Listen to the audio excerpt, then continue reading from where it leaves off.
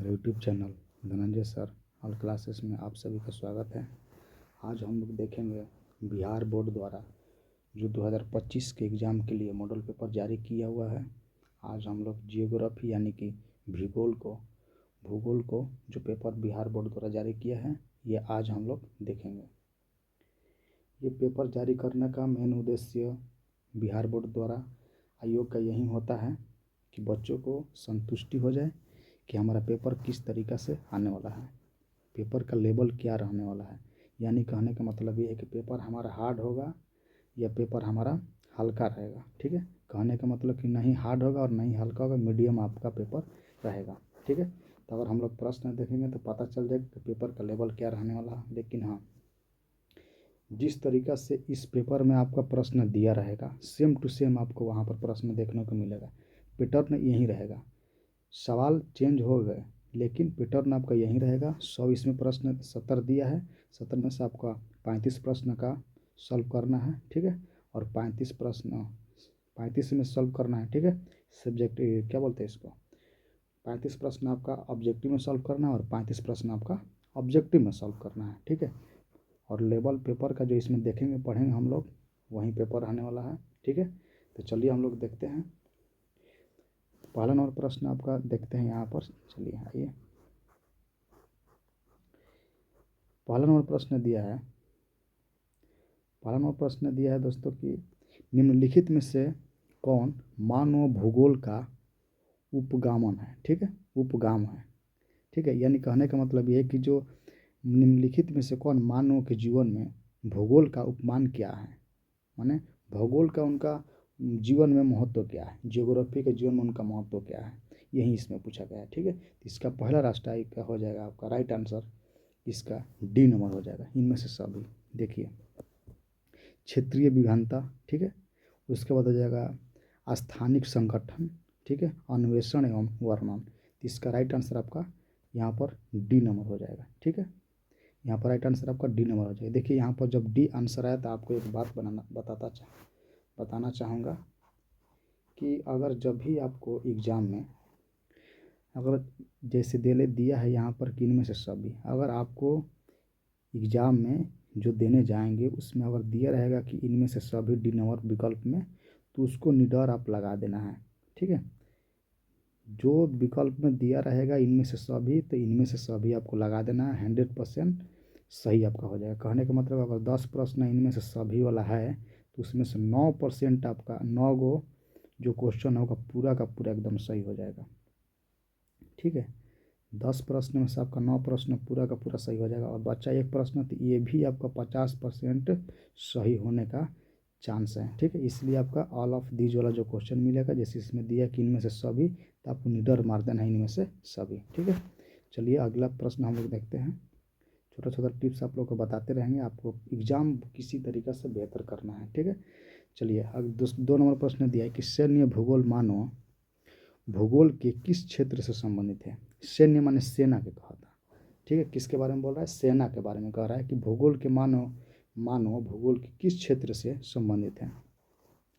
यहाँ पर आपका 2 नंबर का राइट आंसर हो जाएगा, बी नंबर हो जाएगा। क्या होगा, राजनीतिक भूगोल से संबंधित है। ठीक है, यहाँ पर राइट आंसर आपका क्या हो जाएगा, बी नंबर हो जाएगा। ठीक है, चलिए अगला प्रश्न देखते हैं। अगला प्रश्न दिया है आपका मेरा दोस्त कि फेब्रे। ठीक है, फेब्रे संबंधित है यानी कि फेब्रे संबंधित है, यानी कि इसका राइट आंसर आपका हो जाएगा। दिया है पहला में कि संभववाद से या निश्चयवाद से या मानवतावाद से या इनमें से कोई नहीं।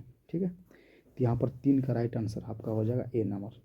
क्या हो जाएगा, ठीक है, संभववाद से हो जाएगा। इसका राइट आंसर आपका ए नंबर हो जाएगा। 3 का राइट आंसर ए हो जाएगा। ठीक है, हम लोग बिल्कुल आराम से प्रश्न देखेंगे, हड़बड़ी में नहीं। हाँ, लेकिन जो प्रश्न आपको याद है वो तो आपका अच्छा है। ठीक है, अच्छा है। जो प्रश्न याद नहीं है वीडियो को रोककर स्क्रीनशॉट लेकर या कहीं लिख कर या वीडियो को 1 से 2 बार देख के किसी तरीके से आपको याद कर लेना है। इसमें जितना इस पेपर में प्रश्न है समझिए कि हर बार पूछा गया प्रश्न है। ऐसा कोई प्रश्न नहीं है, देख लीजिएगा पेपर उठाकर, ऐसा कोई प्रश्न नहीं है जो कि किसी न किसी एग्ज़ाम में ना पूछा हो। किसी न किसी एग्ज़ाम में कहने का मतलब है कि किसी न किसी साल में ऐसा कोई प्रश्न नहीं रहेगा जो नहीं पूछा होगा। यानी कि 12, 13, 14, 15, 2009, ठीक है, लेके पूरा 2023-24 तक इनमें से पूरा प्रश्न है। एक भी प्रश्न आपको नहीं देखेगा जो किसी न किसी साल पूछा हुआ ना हो, ठीक है। इसलिए पूरा प्रश्न एकदम इम्पोर्टेंट है एग्जाम के दृष्टि से, ठीक है, एकदम पूरा का पूरा रट जाना है। इसलिए वीडियो को स्किप नहीं करना है, 1 से 2 बार इस वीडियो को देख लेना, आपको याद हो जाएगा, ठीक है। और इसमें पूरा सवाल को चर्चा भी नहीं करेंगे, नहीं तो वीडियो भी पूरा लंबा हो जाएगा, ठीक है। चलिए हम लोग देखते हैं 4 नंबर प्रश्न। 4 नंबर प्रश्न दिया है कि निम्नलिखित महाद्वीपों में से किसमें जनसंख्या वृद्धि दर सर्वाधिक होता है। मैंने कह रहा को कौन सा ऐसा द्वीप है जिसमें जनसंख्या दर सबसे अधिक है, ठीक है। तो इसका राइट आंसर आपका हो जाएगा सी नंबर, यानी कि अफ्रीका, ठीक है। क्या हो जाएगा इसका राइट आंसर? सी नंबर हो जाएगा, ठीक है। चलिए अगला प्रश्न देखते हैं। अगला प्रश्न देखते हैं 5 नंबर प्रश्न दिया कि इनमें से कौन, ठीक है, इनमें कौन, ठीक है, संघात्मक जनसंख्या घनत्व वाला क्षेत्र है, ठीक है। तो 5 नंबर का क्वेश्चन का राइट आंसर आपका हो जाएगा यहाँ पर ए नंबर, ठीक है। दक्षिणी पूर्व एशिया, क्या हो जाएगा? दक्षिणी पूर्व एशिया यहाँ पर राइट आंसर आपका हो जाएगा, ठीक है। ये पेपर में से आपको बहुत सारे प्रश्न वहाँ पर देखने को सेम टू सेम मिलेगा, नहीं विकल्प चेंज और नहीं सवाल के एक शब्द चेंज, ठीक है। सेम टू सेम आपको देखने को मिलेगा, इस बात को याद रखना, ठीक है। इसका राइट आंसर आपका क्या हो जाएगा? ए नंबर हो जाएगा, ठीक है।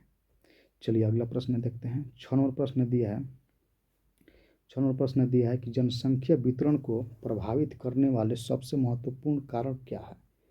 माने जनसंख्या जो है उस जनसंख्या में सबसे अधिक प्रभावित करने वाले इसमें क्या है? मिट्टी है या भू आकृति है, ठीक है, या जलवायु है, इनमें से सभी, ठीक है।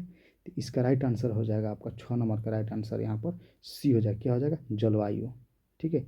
इसका राइट आंसर क्या हो जाएगा? सी नंबर हो जाएगा, ठीक है। चलिए अगला प्रश्न देखते हैं। अगला प्रश्न 7 नंबर प्रश्न दिया कि निम्नलिखित देशों में से किसका लिंगानुपात सर्वाधिक होता है, ठीक है। सर्वाधिक है, होता नहीं है, सर्वाधिक है, ठीक है। निम्नलिखित में से किस देश का लिंगानुपात सर्वाधिक है, यही पूछ रहा है, ठीक है। तो 7 नंबर का राइट आंसर आपका हो जाएगा यहाँ पर डी नंबर हो जाएगा, ठीक। क्या हो जाएगा? लेटिबिया, लेटिबिया, ठीक है, लेटबिया। इसका राइट आंसर आपका क्या हो जाएगा? डी नंबर करेक्ट आंसर हो जाएगा, ठीक है। 8 नंबर प्रश्न दिया है कि निम्नलिखित देशों में से किसमें प्रसन्नता को प्रगति का मापा जाता है, माना गया है। मैंने कह रहा है कि वो कौन सा ऐसा देश है जो सबसे पूरा खुशहाल अपने दावा दे दिया है कि हम अपने खुशहाल देश को दावा करते हैं कि हम लोग अपने देश से बहुत खुश हैं, ठीक है। मैंने कहने का मतलब ये है कि पूरा विश्व में कौन सा ऐसा देश है जो कि ये बोल दिया है कि हम लोग अपने देश से बहुत खुश हैं, बहुत अच्छे से। मैंने कह रहा है कि खुशहाल दिवस, खुशहाल में कौन सा देश का नाम है वही बताना है, ठीक है। भारत है, जापान है, भूटान है, रूस है। यहाँ पर राइट आंसर आपका हो जाएगा भूटान। क्या हो जाएगा? भूटान हो जाएगा, यानी कि 8 का राइट आंसर आपका सी नंबर हो जाएगा, ठीक है। ये खुशहाली बोल रहा है कि हम लोग पूरा हमारे देश के हर नागरिक क्या हैं? खुश हैं, इसलिए इसके क्या मानते हैं? इसको प्रसन्नता प्रगति वाला देश मानते हैं, मैंने खुशहाल देश मानते हैं, ठीक है। 9 नंबर प्रश्न दिया है कि आयु लिंग, ठीक है, पिरामिड का संबंध क्या है। आयु लिंग, ठीक है, आयु लिंग पिरामिड का संबंध किससे है, या, ठीक है। तो पुरुष एवं महिला जनसंख्या से, जनसंख्या घनत्व से, जनसंख्या जन का लिखा है यहाँ पर, लिखा है कि जनसंचय साक्षरता से, ये इनमें से कोई नहीं, ठीक है। यानी कि 9 नंबर का राइट आंसर आपका हो जाएगा यहाँ पर ए नंबर। क्या हो जाएगा? पुरुष एवं महिला जनसंख्या से, ठीक है, पिरामिड क्या है? संबंधित है। इसका राइट आंसर आपका ए नंबर हो जाएगा, ठीक है। अगला प्रश्न देखते हैं। 10 नंबर प्रश्न दिया है कि निम्न में से कौन एकल कृषि का उत्पादक है, ठीक है। निम्न में से कौन एकल कृषि का उत्पाद है? कृषि का कह रहा है उत्पाद है। देखिए चाय, केला, रबड़, ये सब क्या है? कृषि का उत्पाद है, ठीक है। तो इसका राइट आंसर आपका क्या हो जाएगा? डी नंबर हो जाएगा। क्या हो जाएगा? D number. इसका राइट आंसर डी नंबर हो जाएगा। देखिए यहाँ पर दिया है ना ऑल ऑफ दिस, तो इसका राइट आंसर क्या हो जाएगा? डी नंबर हो जाएगा, ठीक है। चलिए अगला प्रश्न कह रहे हैं। 11 नंबर प्रश्न पढ़ने से दोस्तों पहले आप सभी से एक रिक्वेस्ट करना चाहूँगा, अगर मेरा वीडियो आप सभी को अच्छा लगता होगा या आप सभी को मेरा वीडियो से हेल्प मिल रहा होगा, ठीक है, प्लीज़ मेरा चैनल को सब्सक्राइब करना और अपने दोस्तों के साथ शेयर करना और लाइक वाला बटन को दबा देना, ठीक है। चलिए समय को देखते हुए ज़्यादा समय नहीं लेंगे दोस्तों बोलने में, क्वेश्चन पर चलिए चलते हैं। 11 नंबर प्रश्न दिया है कि निम्न में से कौन प्राथमिक क्रिया लाभ से संबंधित है। यानी कि निम्न में से कौन प्राथमिक क्रिया लाभ, माने सबसे पहले वाला क्रिया क्या है, कृषि है या वानिकी है या आखेट है, ये इनमें से सभी। ठीक है, तो 11 का राइट आंसर आपका हो जाएगा यहाँ पर डी नंबर। ठीक है, वानिकी भी प्रथम में आता है, कृषि भी प्रथम में आता है, आखेट भी प्रथम में आता है। ठीक है, ये क्या है, सब क्या है, प्रथम में आता है। द्वितीय कहेगा तो क्या होगा, उत्पाद में पूछेगा, क्या हो जाएगा, उत्पाद हो जाएगा। द्वितीय पूछेगा तो क्या हो जाएगा, आपका उत्पाद हो जाएगा।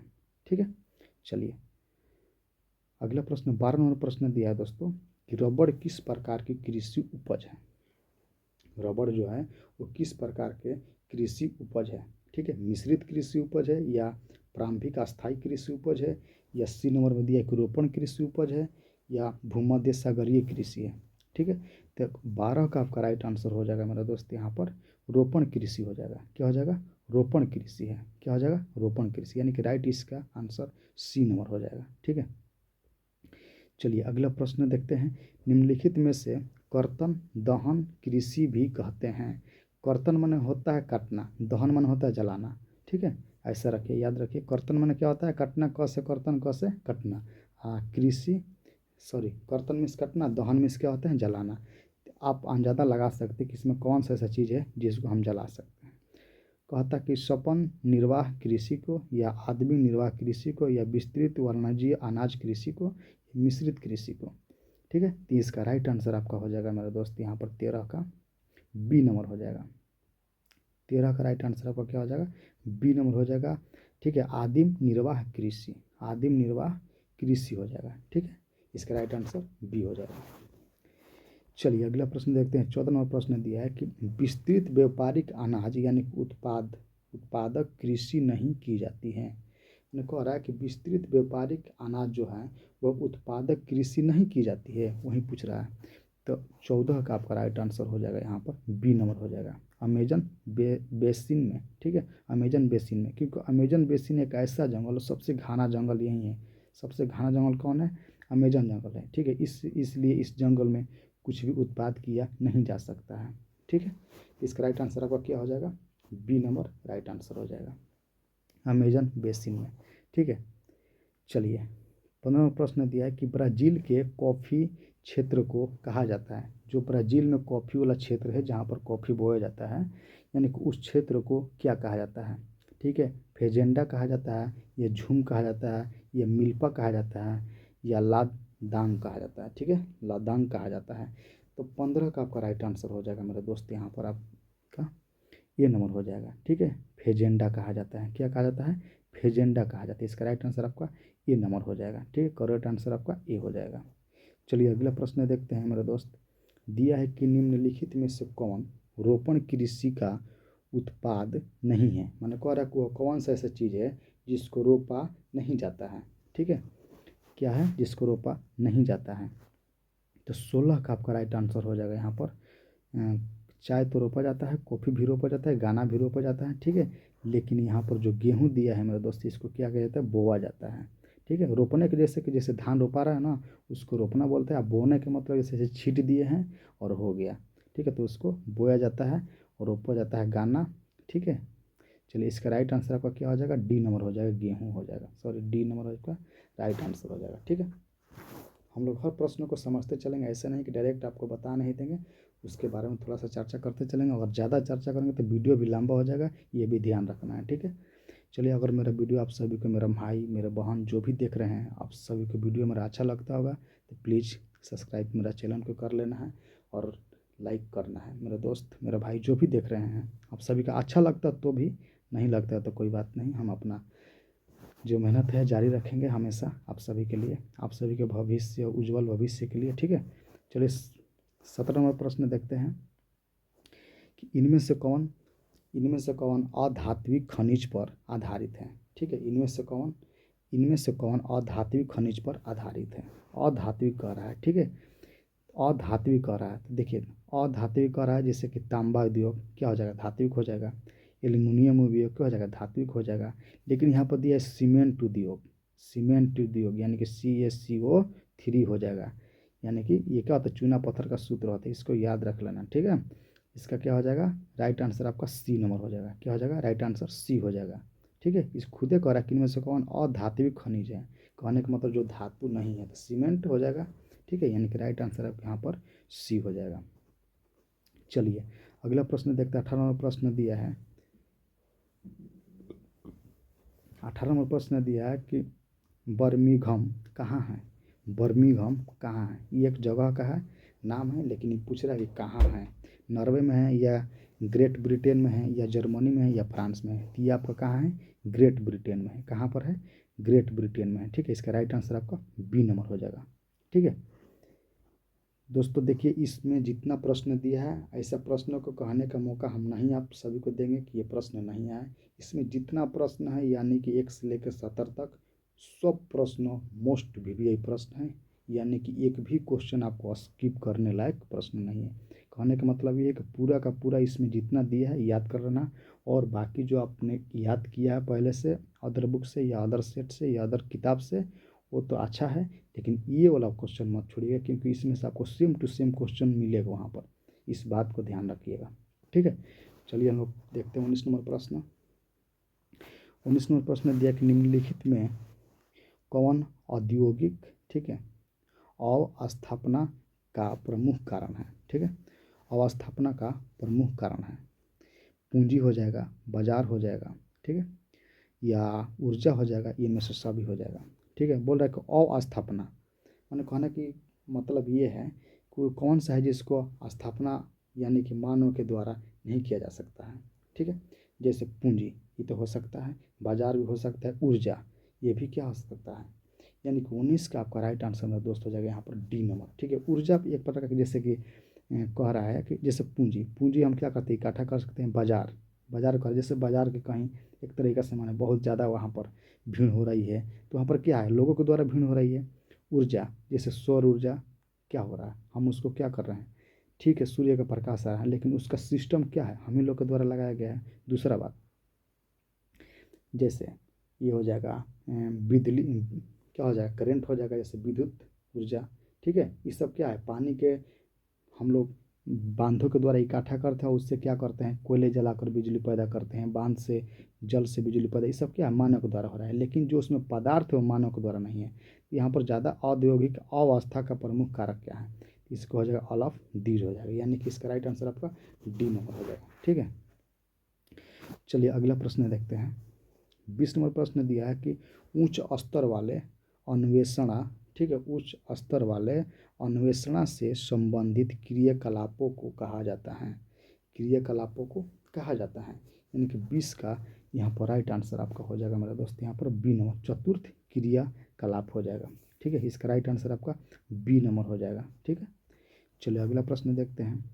21 नंबर प्रश्न दिया है कि निम्नलिखित में से कौन, ठीक है, पंचम क्रियाओं से संबंधित है। कहने का मतलब ये पंचम क्रियाओं से संबंधित है, ठीक है। पंचम क्रिया जिसमें 5 क्रिया होता है, ठीक है, खेती, सेवाएं, ठीक है, आखेट, या लिखा है यहाँ पर पराश्रम, ठीक है, पराश्रम दाता, यानी कि पराश्रम दाता। तो यही आपका राइट आंसर हो जाएगा, ठीक है। क्या हो जाएगा, पराश्रम दाता, ठीक है। इसका राइट आंसर क्या हो जाएगा, पराश्रम दाता, यानी कि 21 का आपका राइट आंसर डी नंबर हो जाएगा, ठीक है, पराश्रम दाता। याद रखना इस बात को, मोस्ट भी यही प्रश्न है, ठीक है। 22 नंबर प्रश्न देखेंगे मेरे दोस्त के, दिया है कि निम्नलिखित में से कौन, ठीक है, पेशागत कॉलर का रंग नहीं है। पेशागत कलर का रंग नहीं है, जैसे यहाँ पर दिया है काला, गुलाबी, नीला, लाल, ठीक है। तो इसका राइट आंसर आपका हो जाएगा 22 का यहाँ पर बी नंबर हो जाएगा। क्या हो जाएगा, बी नंबर, काला नहीं है, ठीक है। इसका राइट आंसर आपका बी नंबर हो जाएगा। चलिए अगला प्रश्न देखते हैं। अगला प्रश्न दिया है कि निम्नलिखित में कौन कृषि आधारित उद्योग है। कह रहा है कि जो ऐसा कौन सा इसमें है जो कृषि के द्वारा किया जाता है, यानी किसानों के द्वारा किया जाता है। सीमेंट, या लोहा और इस्पात उद्योग, या जूट उद्योग, या चमड़ा उद्योग। इनमें से नहीं सीमेंट कृषि के द्वारा किया जाता है, ठीक है, नहीं लोहा और इस्पात के द्वारा, और नहीं चमड़ा। इसमें राइट आंसर आपको हो जाएगा जूट उद्योग, ठीक है, जूट उद्योग हो जाएगा। इसका राइट आंसर आपका सी नंबर हो जाएगा, याद रखना इस बात को, ठीक है। चलिए अगला प्रश्न देखते हैं। 24 नंबर प्रश्न दिया है कि मीटर गेज रेल लाइन की चौड़ाई कितनी है। मीटर गेज रेल लम चौड़ाई मीटर गेज रेल लाइन की चौड़ाई कितनी है। ठीक है, ये भी आपका मोस्ट वीवीआई प्रश्न है। इस सब प्रश्नों को स्किप नहीं करना है, याद करना है, किसी भी हालत में याद करना है, लेकिन याद करना है। ठीक है, ठीक है। तो यहाँ पर इसका राइट आंसर क्या हो जाएगा, डी नंबर हो जाएगा। ठीक है, यहाँ पर कोई विकल्प नहीं दिया है मेरे दोस्त, लेकिन इसका राइट आंसर आपका हो जाएगा यहाँ पर आपका 1000। ठीक है, 1000 मिलीमीटर हो जाएगा, यानी कि ठीक है जी, क्या हो जाएगा, मिलीमीटर। ठीक है, मिलीमीटर हो जाएगा। ठीक है, चलिए याद रखना है इस बात को। चलिए अगला प्रश्न देखते हैं। 24 नंबर प्रश्न देखते हैं कि बिग ईच संबंधित है, यानी कि बिग ईच किससे संबंधित है। रेल मार्ग से है, वायु मार्ग से है, जल मार्ग से है, या पाइपलाइन से है। ठीक है, बिग ईच संबंधित किससे है, तो 25 का आपका राइट आंसर हो जाएगा मेरे दोस्त। यहाँ पर किससे है, पाइपलाइन से संबंधित है। इसका राइट आंसर आपका डी नंबर हो जाएगा। ठीक है, चलिए 26 नंबर प्रश्न देखते हैं। दिया है कि विश्व के प्रमुख समुद्री, ठीक है, पतन निम्नलिखित में से किस प्रकार के हैं। कह रहा है कि जो विश्व में प्रमुख समुद्री पतन है निम्नलिखित में से वो किस प्रकार के हैं। क्या है, नौसेना पतन है, या तेल पतन है, या विस्तृत पलन है, यहाँ पतन लिखे तो पलन लिखा है, या औद्योगिक पतन है। ठीक है, तो इसका राइट आंसर हो जाएगा मेरा दोस्त यहाँ पर 26 का राइट आंसर आपका सी नंबर हो जाएगा, विस्तृत पतन हो जाएगा। क्या हो जाएगा, विस्तृत पतन। इसका राइट आंसर आपका सी नंबर हो जाएगा।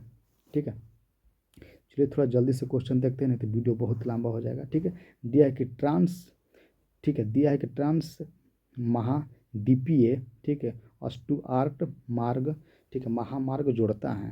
कह रहा है कि ट्रांस महाद्वीपीय अस्टुआर्ट महामार्ग जोड़ता है, किसके किसके बीच जोड़ता है। ठीक है, ये सब जितना प्रश्न बहुत मोस्ट एग्जाम की दृष्टि से बहुत वीवीआई प्रश्न है, याद रखना इस बात को। 27 का आपका राइट आंसर यहाँ पर बी हो जाएगा, यानी कि मेलबोर्न से डार्विन को मेलबोर्न से जोड़ता है, यानी कि राइट आंसर यहाँ पर क्या हो जाएगा, बी नंबर हो जाएगा। ठीक है, चलिए मेरे दोस्त अगला प्रश्न देखते हैं। दिया कि एयर इंडिया संबंधित है, जो एयर इंडिया है वो किससे संबंधित है। एयर का है, एयर मन क्या होता है, हवा, यानी कि वायु मार्ग से संबंधित है। क्या हो जाएगा, इसका 28 का राइट आंसर आपका डी नंबर हो जाएगा, वायु मार्ग से संबंधित है। इसका राइट आंसर डी हो जाएगा। ठीक है, 29 नंबर प्रश्न दिया कि विश्व व्यापार संगठन WTO की स्थापना कब हुई थी। इस सबको याद रखना है, कब हुई थी, 1995 में हुई थी। कब हुई थी, 1995, इसको याद रखना है। ठीक है, इसका राइट आंसर आपका बी नंबर हो जाएगा, 1995 में हुई थी। ठीक है, चलिए 30 नंबर प्रश्न दिया है मेरा दोस्त कि ओपेक, ठीक है, यानी कि ऑर्गेनाइजेशन ऑफ पेट्रोलियम, ठीक है, एक्सपोर्टिंग, यानी कि कंट्रीज। कह रहा है कि ओपेक ये क्या होता है, तेल का होता है। ठीक है, कह रहा है कि इसका मुख्यालय कहाँ है। ठीक है, यानी कि 30 नंबर प्रश्न का राइट आंसर आपका हो जाएगा वियना। इसका राइट आंसर आपका क्या हो जाएगा, ए नंबर हो जाएगा, वियना हो जाएगा। ठीक है, चलिए अगला प्रश्न दिया है, 31 नंबर प्रश्न दिया है कि भारत सदस्य हैं, जो भारत है वो किसका सदस्य है, माने एक देश होता है। ठीक है, वो किसका सदस्य है। तो यहाँ पर हो जाएगा आपका राइट आंसर हो जाएगा सप्टा का है। किसका है, सप्टा का है। इसमें 8 देश हैं। ठीक है, कितने देश हैं इसमें, 8 देश है, जिसमें एक भारत भी है। ठीक है, इसका राइट आंसर क्या हो जाएगा, सप्टा का। चलिए अगला प्रश्न देखते हैं।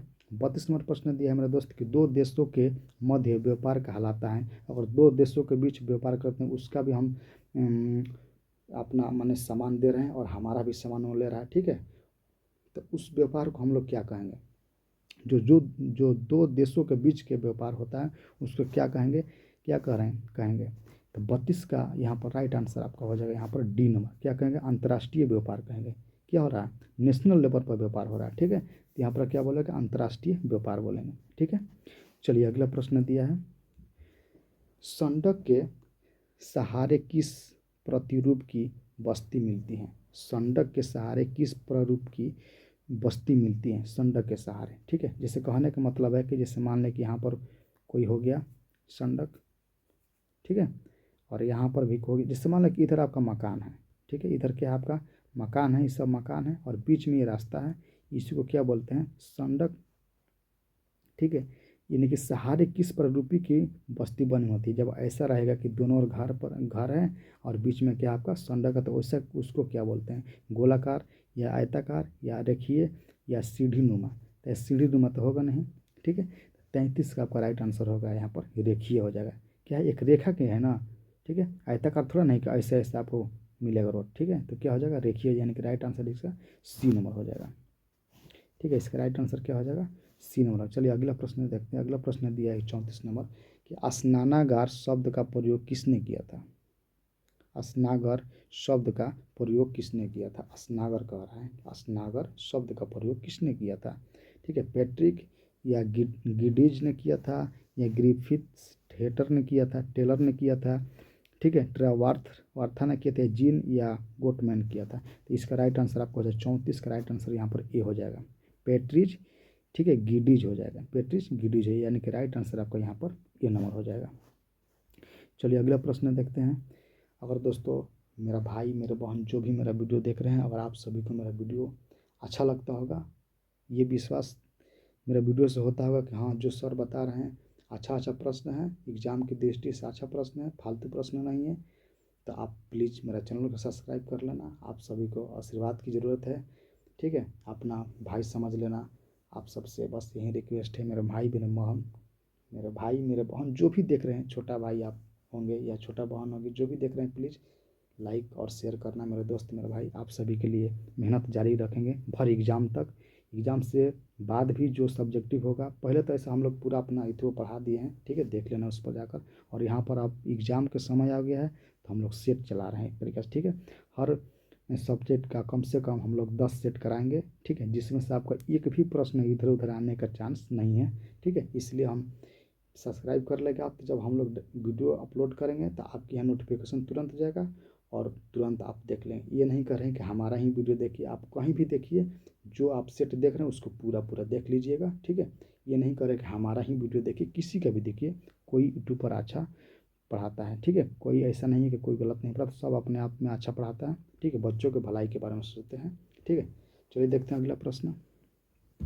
35 नंबर प्रश्न दिया है कि मिलियन सिटी की जनसंख्या होती है, ठीक है, मिलियन सिटी की जनसंख्या होती है, यानी कि मिलियन सिटी की जनसंख्या, एक सिटी में कितने जनसंख्या होगा उसको मिलियन सिटी हम बोलेंगे, ठीक है। यानी कि 35 का आपका राइट आंसर हो जाएगा सी, 10 लाख से अधिक। क्या हो जाएगा, 10 लाख से अधिक, यानी कि राइट आंसर यहाँ पर आपका सी नंबर हो जाएगा, ठीक है। तो 36 नंबर प्रश्न दिया है कि किस भाषाई परिवार की भारत में जनसंख्या सबसे कम है। मैंने कह रहा कि वो कौन सा ऐसा भाषाई है जिसमें भारत में जनसंख्या उनका क्या है, कम है। तो द्राविड़ हो जाएगा, या चीनी तिब्बती हो जाएगा, या भारतीय यूरोपीय हो जाएगा, या अस्ट्रिक हो जाएगा, ठीक है। यानी कि 36 का राइट आंसर हो जाएगा मेरे दोस्त यहाँ पर सी नंबर। क्या हो जाएगा, चीनी तिब्बती हो जाएगा। इसका राइट आंसर आपका सी नंबर हो जाएगा, ठीक है। चलिए अगला प्रश्न दिया है मेरा दोस्त 37 नंबर दिया कि 2011 की जनगणना के अनुसार निम्नलिखित राज्यों में से किसकी जनसंख्या का घनत्व सबसे कम थी। जब 2011 में जनगणना हुआ था भारत में, उस समय हमारे यहाँ सबसे जनसंख्या वाला कौन सा राज्य था, ठीक, वही बता रहा है कौन सा जगह है सबसे जो कम घनत्व वाला आता है। कहने का मतलब जो 1 किलोमीटर के दायरा में जितना आबादी रहती है उसी को घनत्व बोलते हैं, ठीक है।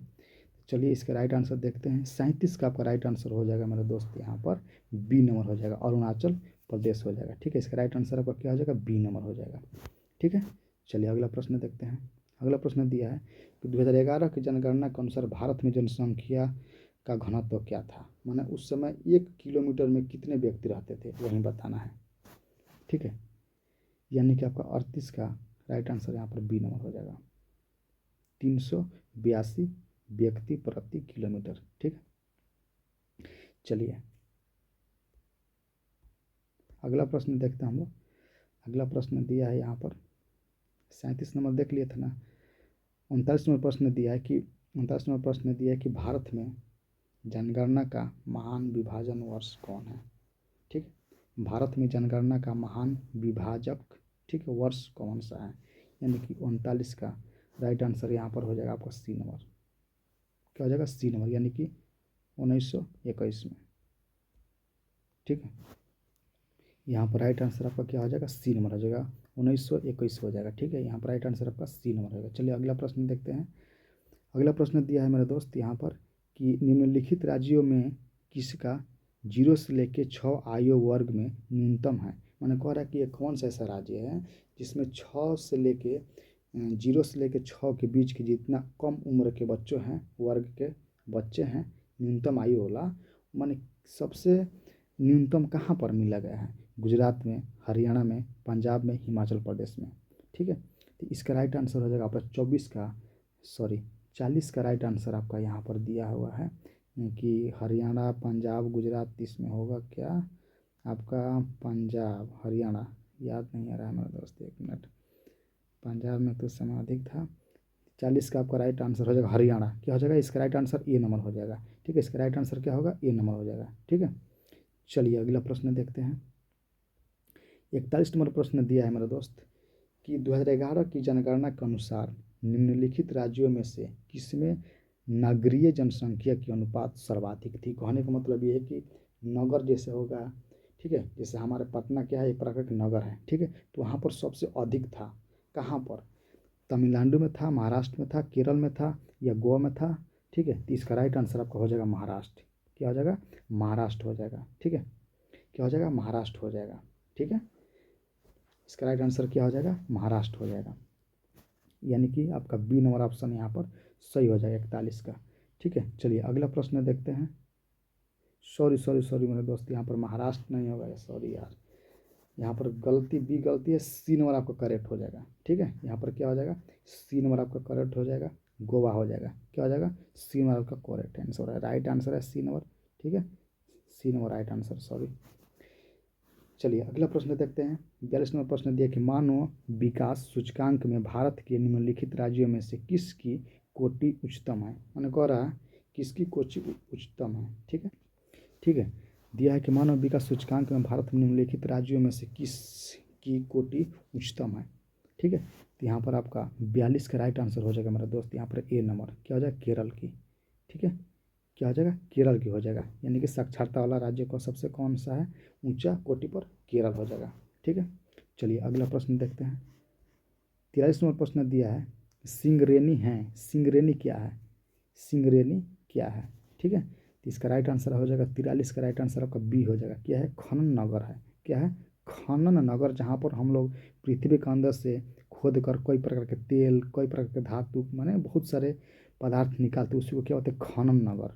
ठीक है, तो ये सिंगरेनी एक जगह है जिसको खनन नगर के नाम से जाना जाता है। इसका राइट आंसर इसका आपका बी नंबर हो जाएगा। ठीक है, 44 नंबर प्रश्न दिया है मेरे दोस्त की बुंदेलखंड प्रदेश में किस प्रकार की ग्रामीण बस्तियां पाई जाती हैं। जो बुंदेलखंड है, ठीक है, वहाँ पर किस प्रकार की बस्तियां पाई जाती है, वहाँ पर बस्तियों की डिजाइनें क्या होती है, वही बताना है इसमें। ठीक है, पतली बस्तियां पाई जाती है, या गुच्छित बस्तियां पाई जाती है, या प्रविकीर्ण बस्तियां पाई जाती है, इनमें से सभी। ठीक है, यहाँ पर 44 का राइट आंसर आपका हो जाएगा, यहाँ पर बी नंबर हो जाएगा, यानी कि गुच्छित बस्तियां पाई जाती हैं। ठीक है, इसका राइट आंसर क्या हो जाएगा, बी नंबर, गुच्छित बस्तियां पाई जाती है। आपका बी नंबर यहाँ पर करेक्ट आंसर है। ठीक है, चलिए अगला बात, 45 नंबर प्रश्न दिया कि गाजियाबाद एक उदाहरण है। गाजियाबाद एक उदाहरण है किसका, प्राचीन नगर का, मध्यकालीन नगर का, आधुनिक नगर का, या अनुषंगी नगर का। तो यहाँ पर आपका हो जाएगा करेक्ट आंसर 45 का आपका सी हो जाएगा। क्या हो जाएगा, आधुनिक नगर। फिलहाल ये घड़ी नगर में गिनती होने लगा इसको, या प्राचीन काल से और मध्यकालीन से ये गिनती नहीं हो रहा था, आधुनिक काल से ये गिनती होने लगा। गाजियाबाद एक प्रकार क्या है, नगर है। चलिए अगला प्रश्न देखते हैं। 46 में प्रश्न दिया है मेरे दोस्त कि भारत में सर्वाधिक जनसंख्या वाले, ठीक है, मेघालोपोलिस कौन है। यानी कि मेघालोपोलिस कौन है, कहने का मतलब ये है कि भारत के सर्वाधिक जनसंख्या वाला मेगापोलिस कौन है, मेगालोपोलिस कौन है ये। ठीक है, मुंबई है, दिल्ली है, या कोलकाता है, या आपका चेन्नई है। तो यहाँ पर 46 का राइट आंसर आपका हो जाएगा ए नंबर। क्या हो जाएगा, ए नंबर हो जाएगा, बम्बई। ठीक है, इसका राइट आंसर आपका ए नंबर हो जाएगा। ठीक है, अगर दोस्तों मेरा भाई मेरा बहन जो भी मेरा वीडियो देख रहे हैं, आप सभी को पसंद अच्छा लग रहा होगा, पसंद क्या, अगर अच्छा लग रहा होगा तो प्लीज़ मेरा चैनल को सब्सक्राइब कर लेना और बेल आइकन को दबा देना। ठीक है, और लाइक वाला बटन दबा के और दोस्तों के साथ शेयर करना अगर अच्छा लगता होगा तो। आप सभी के भविष्य, उज्जवल भविष्य के लिए हम सब लोग मेहनत करते हैं ताकि आपको परीक्षा बेहतर जाए, और 2025 में मेरा आशीर्वाद है, आप सभी से यही दुआ करेंगे कि भगवान से यही दुआ करेंगे आपका रिजल्ट बेहतर हो, ठीक है, और अच्छा मार्क आए, ताकि आपको अच्छे तरीक़े से और मार्गदर्शन आगे के भविष्य के लिए आपका अच्छाई वाला रास्ता दिखने लगे, ठीक है। यही भगवान से आप सभी के लिए दुआ करेंगे। तो प्लीज़ वीडियो का स्किप नहीं करना है मेरे दोस्त, देखते रहना है, ताकि आप ही के लिए वीडियो बनाया जा रहा है, ठीक है, जिसके लिए परीक्षा है, तो आप ही को ये सब बात समझना पड़ेगा, ठीक है। चलिए 47वां प्रश्न दिया है कि निम्नलिखित में कौन भू उपयोग संवर्ग नहीं है, ठीक है। निम्नलिखित में कौन भू उपयोग संवर्ग नहीं है, तो ये क्या हो जाएगा, इसका राइट आंसर आपका हो जाएगा 47 का यहाँ पर सी नंबर हो जाएगा। क्या हो जाएगा, सीमांत भूमि कृषि, यानी कि राइट आंसर आपका यहाँ पर सी नंबर हो जाएगा, ठीक है। चलिए थोड़ा जल्दी में क्वेश्चन देखते हैं, वीडियो बहुत लंबा हो जाएगा, ठीक है। 70 क्वेश्चन तो भी बताना है, लंबा होने से क्या दिक्कत है, हर क्वेश्चन में कम से कम 1 मिनट लग रहा है, 1 मिनट से कम ही 30 सेकंड लगभग लग रहा है, ठीक है। चलिए देखते हैं 48वां प्रश्न, निम्नलिखित में से भारतीय कृषि की समस्या क्या है। जो भारत की कृषि है, कृषि, तो उनका समस्या क्या होता है भाई, बताना है, वहीं इसमें पूछ रहा था। 48 का आपका राइट आंसर हो जाएगा यहाँ पर डी। समस्या क्या होता है कि निम्न उत्पादकता, माने अच्छा से, माने उत्पादकता उनका अच्छा नहीं है, ठीक है, हर चीज़ अच्छा नहीं हो पाता है। विखंडित जोत क्या होता है, विखंडित जोत भी होता है, यानी अनियमित मानसून होता है, माने कभी बारिश होता है तो कभी नहीं होता, होता होगा तो इतना हो जाएगा कि पूरा सब ले दे के बीत जाएगा, और नहीं होगा तो इतना नहीं होगा कि पूरा जो उसका उपज भी है वो अच्छा से नहीं हो पाएगा, जैसे मन तैसे हो जाएगा, यानी कि अच्छा से नहीं होती, यानी कि तीनों कमियां होती है, ठीक है। भारत के जो कृषि लोग हैं ये बहुत समस्या झेलते हैं, ठीक है। तो इनका राइट आंसर आपका डी नंबर हो जाएगा। चलिए अगला प्रश्न देखते हैं, 49 नंबर प्रश्न दिया मेरे दोस्त कि भारत में सर्वप्रमुख जूट उत्पादक क्षेत्र कौन है। ऐसा मैंने बोल रहा है कि भारत में कौन सा ऐसा क्षेत्र है जहाँ पर जूट सबसे पहले क्षेत्र में उपजाया गया था, वहीं पूछ रहा है, ठीक है। तो इसका राइट आंसर हो जाएगा 49 का राइट आंसर आपका ए नंबर हो जाएगा। कहाँ, गंगा डेल्टा पर, कहाँ, गंगा डेल्टा पर सबसे पहले जूट का उत्पादन किया गया था, ठीक है। चलिए अगला प्रश्न देखते हैं मेरे दोस्त, 50 नंबर दिया कि हरित क्रांति संबंधित है। हरित क्रांति किससे संबंधित है, वहीं पूछ रहा है, ठीक है। खागन, ठीक है, खाद्यान्न उत्पाद से या चाय उत्पाद से या दूध उत्पाद से, इनमें से कोई नहीं, हरित क्रांति कह रहा है, ठीक है। तो इसका राइट आंसर आपका हो जाएगा 50 का यहाँ पर ए नंबर हो जाएगा। क्या हो जाएगा, खाद्यान्न उत्पाद से हो जाएगा, ठीक है, उत्पादन से हो जाएगा, यानी कि राइट आंसर यहाँ पर ए नंबर हो जाएगा, ठीक है। चलिए अगला प्रश्न देखते हैं, दिया है कि पायाकारा, ठीक है, जल विद्युत परियोजना कहाँ है। बोल रहा है कि पायाकारा जल विद्युत परियोजना कहाँ है, कहाँ स्थित है, किस शहर में स्थित, वहीं तो पूछ रहा है यहाँ पर। तो आप सभी को याद होगा, ये तो बुक में दिया क्वेश्चन, एकदम सब जितना पढ़ा रहे हैं आप सभी को बुक में दिया हुआ क्वेश्चन, आपको पढ़ने की जरूरत है, अगर नहीं याद है तो, ठीक है। 51 नंबर प्रश्न का राइट आंसर आपको कहाँ पर, तमिलनाडु में हो जाएगा इसका राइट आंसर, सॉरी यहाँ पर इसका राइट आंसर यही होगा, ठीक है। इसका राइट आंसर क्या हो जाएगा, तमिलनाडु हो जाएगा, ठीक है। चलिए अगला प्रश्न देखते हैं, 52 और प्रश्न देख, निम्नलिखित में से कौन पश्चिमी भारत की नदी बेसिन है। क्या है, पश्चिमी घाट की नदी बेसिन है, ठीक है, भारत की पश्चिमी नदी। यहाँ पर राइट आंसर आपका हो जाएगा 52 का राइट आंसर आपका यहाँ पर हो जाएगा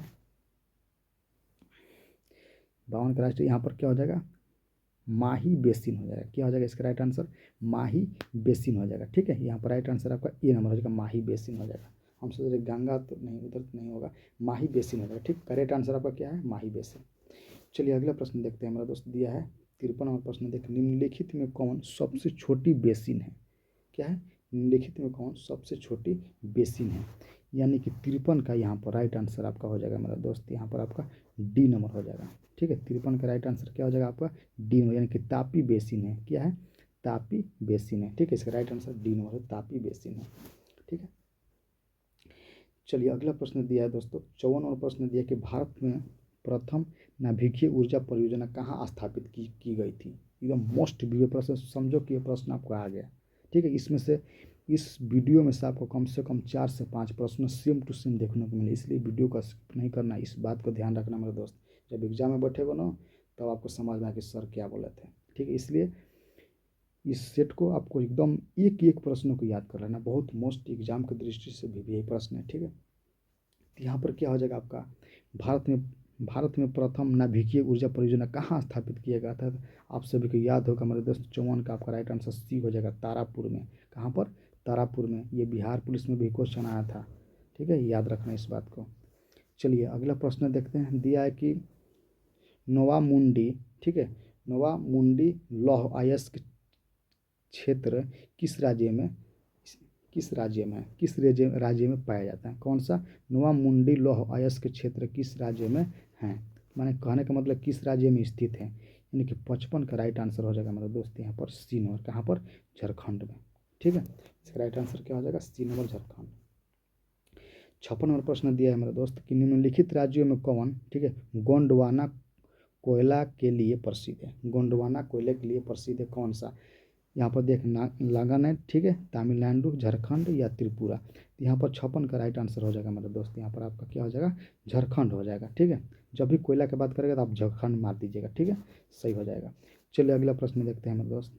दे रहा है 57 प्रश्न के निम्नलिखित राज्यों में से किसमें से, ठीक है, किसमें से प्रमुख तेल क्षेत्र स्थित है? कह रहा है कि माने इसमें जितना राज्य दिया है, जैसे राजस्थान दिया है, बिहार दिया है, तमिलनाडु दिया है, असम दिया है, कौन सा ऐसा क्षेत्र जिसमें तेल क्षेत्र से लिए स्थित है? माने तेल क्षेत्र के नाम से जाना जाता है, समझिए ना ऐसा। तो यहाँ पर आपका हो जाएगा असम का डिगबोई में क्या होता है? टेन का रिफाइनरी होता है, ठीक है, डिगबोई में, ठीक है। इसका नाम याद रखना। ये कहाँ पर है? डिगबोई, असम के डिगबोई में, गुवाहाटी में पड़ता है, ठीक है। चलिए अगला प्रश्न देखते हैं। 58 प्रश्न दिया है कि ठीक है, पंचपटमली खान किस खनिज से संबंधित है? ठीक है, पंचपटमाली खान, ठीक है, किस खनिज से संबंधित है? ठीक है, ये सब मस्त इंपॉर्टेंट क्वेश्चन है एग्जाम की दृष्टि से, याद करना किसी भी हालत में। मेरा दोस्त, मेरा भाई जो भी देख रहे हैं, याद कर लोगे, आपको उज्जवल भविष्य के लिए अच्छा रहेगा। मार्क्स वो दिन जब आएगा ना रिजल्ट, तो आपको बेहतर लगेगा, तो आपको इतना खुशी होगा कि उस खुशी का अंदाज़ा नहीं कर पाएंगे। इसलिए मेहनत करिए, मेहनत से पीछे मत हटिए मेरे दोस्त, मेरे भाई जो भी देख रहे हैं। चलिए देखते हैं प्रश्न। इसका राइट आंसर हो जाएगा 58 का डी नंबर हो जाएगा, ठीक है, बॉक्साइड को बोलते हैं। इसका राइट आंसर क्या हो जाएगा? डी नंबर हो जाएगा, ठीक है, डी नंबर का राइट आंसर हो जाएगा।